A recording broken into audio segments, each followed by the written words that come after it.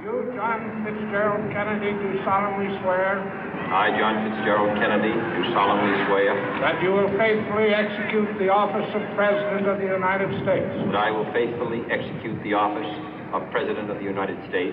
And will, to the best of your ability. And will, to the best of my ability. Preserve, protect, and defend the Constitution of the United States. Preserve, protect, and defend the Constitution of the United States. So help you God. So help me God.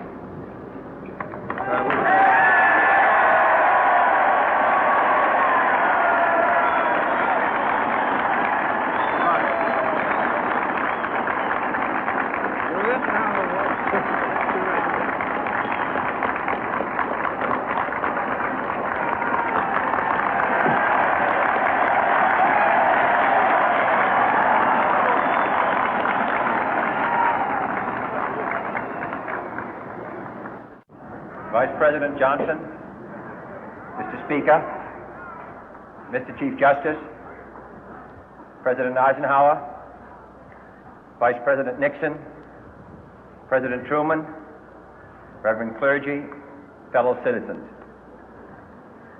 We observe today not a victory of party, but a celebration of freedom, symbolizing an end as well as a beginning, signifying renewal as well as change. For I have sworn before you and Almighty God the same solemn oath our forebears prescribed nearly a century and 3/4 ago. The world is very different now, for man holds in his mortal hands the power to abolish all forms of human poverty and all forms of human life. And yet the same revolutionary beliefs for which our forebears fought are still at issue around the globe. The belief that the rights of man come not from the generosity of the state, but from the hand of God. We dare not forget today that we are the heirs of that first revolution. Let the word go forth from this time and place to friend and foe alike that the torch has been passed to a new generation of Americans born in this century, tempered by war, disciplined by a hard and bitter peace, proud of our ancient heritage, and unwilling to witness or permit the slow undoing of those human rights to which this nation has always been committed and to which we are committed today at home and around the world.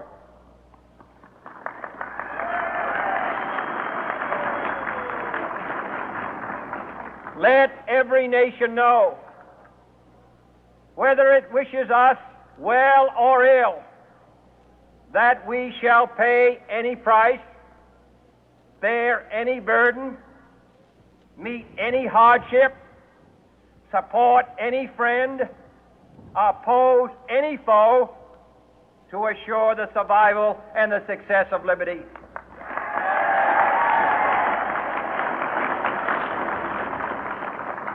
This much we pledge and more. To those old allies whose cultural and spiritual origins we share, we pledge the loyalty of faithful friends. United, there is little we cannot do in a host of cooperative ventures. Divided, there is little we can do, for we dare not meet a powerful challenge at odds and split asunder. To those new states whom we welcome to the ranks of the free, we pledge our word that one form of colonial control shall not have passed away, merely to be replaced by a far more iron tyranny. We shall not always expect to find them supporting our view, but we shall always hope to find them strongly supporting their own freedom, and to remember that in the past, those who foolishly sought power by riding the back of the tiger ended up inside.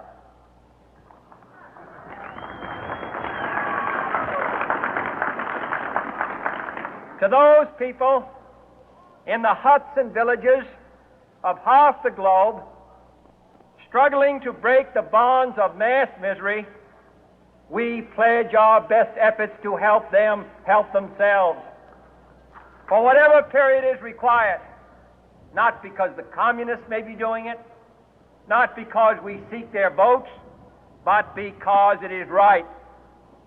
If a free society cannot help the many who are poor, it cannot save the few who are rich.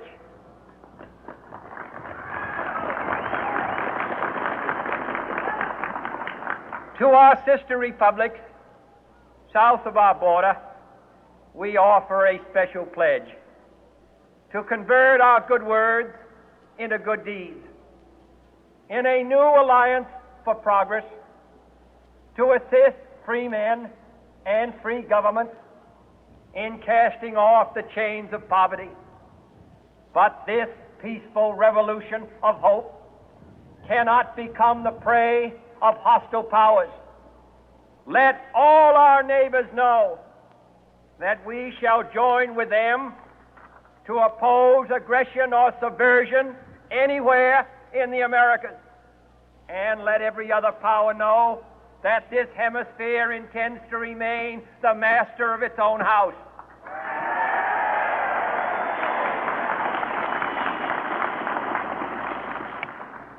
To that World Assembly of Sovereign States, the United Nations, our last best hope, in an age where the instruments of war have far outpaced the instruments of peace, we renew our pledge of support to prevent it from becoming merely a forum for invective, to strengthen its shield of the new and the weak, and to enlarge the area in which its writ may run. Finally, to those nations who would make themselves our adversary, we offer not a pledge, but a request that both sides begin anew the quest for peace. Before the dark powers of destruction, unleashed by science, engulf all humanity in planned or accidental self-destruction, we dare not tempt them with weakness, for only when our arms are sufficient beyond doubt can we be certain beyond doubt that they will never be employed.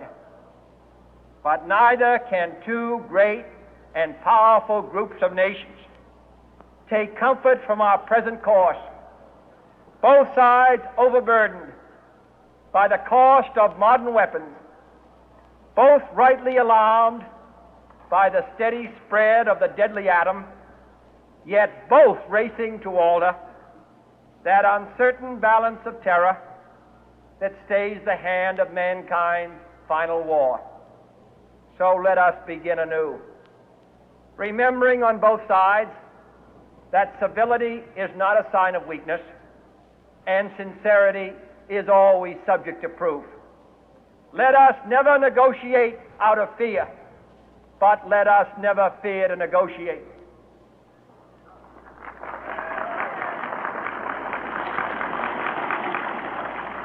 Let both sides explore what problems unite us, instead of belaboring those problems which divide us. Let both sides, for the first time, formulate serious and precise proposals for the inspection and control of arms, and bring the absolute power to destroy other nations under the absolute control of all nations.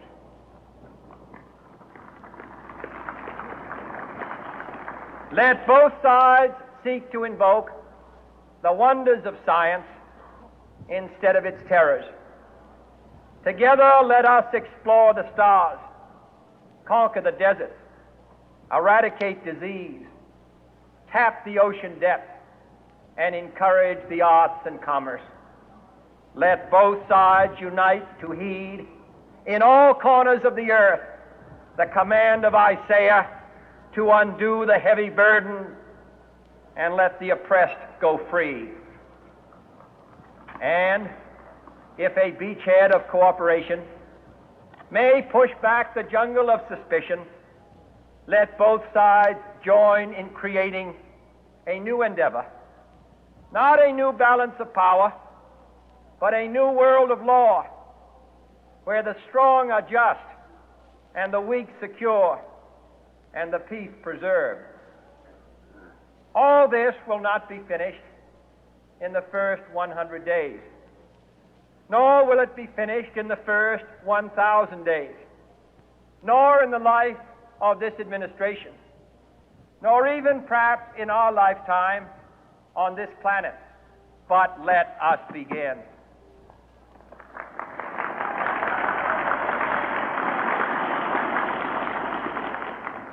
In your hands, my fellow citizens, more than mine, will rest the final success or failure of our course. Since this country was founded, each generation of Americans has been summoned to give testimony to its national loyalty. The graves of young Americans who answered the call to service surround the globe.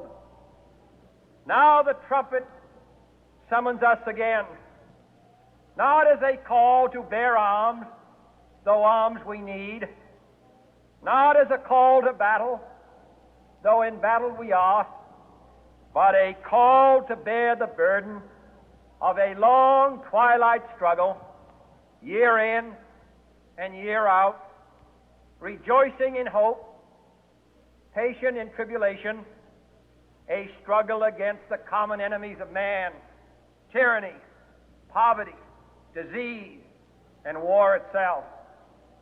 Can we forge against these enemies a grand and global alliance, north and south, east and west, that can assure a more fruitful life for all mankind? Will you join in that historic effort?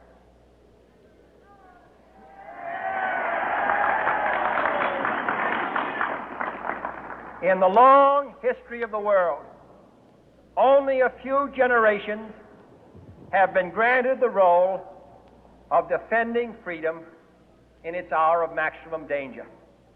I do not shrink from this responsibility. I welcome it.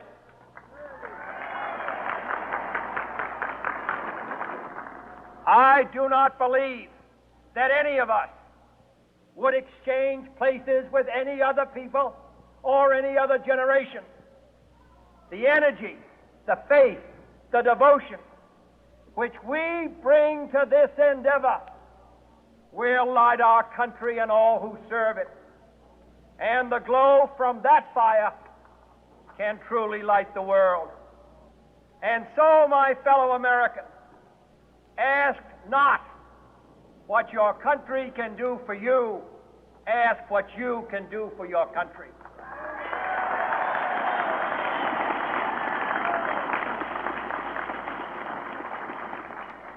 My fellow citizens of the world, ask not what America will do for you, but what together we can do for the freedom of man.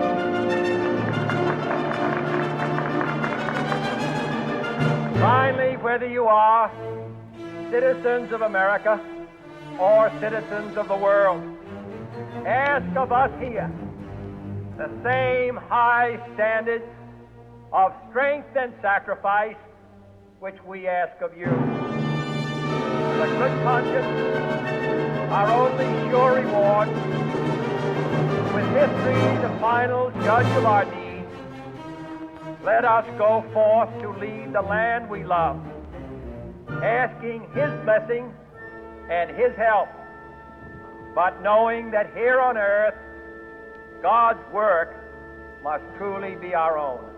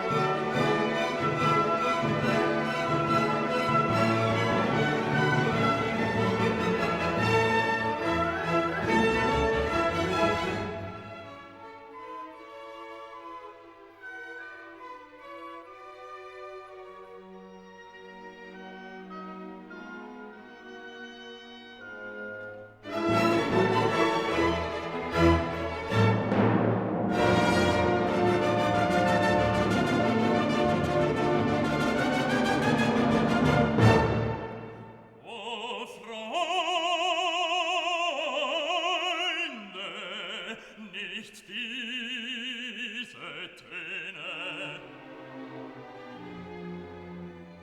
sondern lasst uns angenehmere anstimmen und Freude,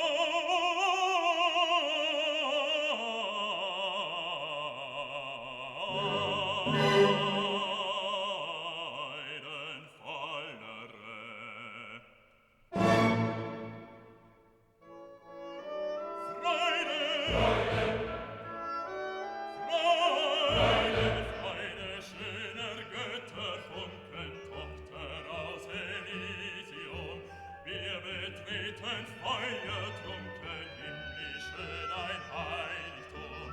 Deine Zauber binden wieder, was die Mode streng geteilt. Alle Menschen werden Brüder, wo dein sanfter Flügel weilt. Deine Zauber binden wieder, was die Mode streng geteilt. Alle Menschen werden Brüder, wo dein sanfter Flügel weilt.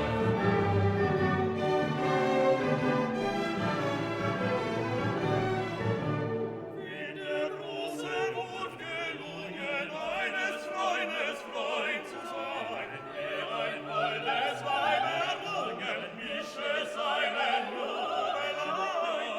Der auch eine Seele seinen auf den Erdengrund, und wir stiegen von der Stille, weiden sich aus diesem Bund.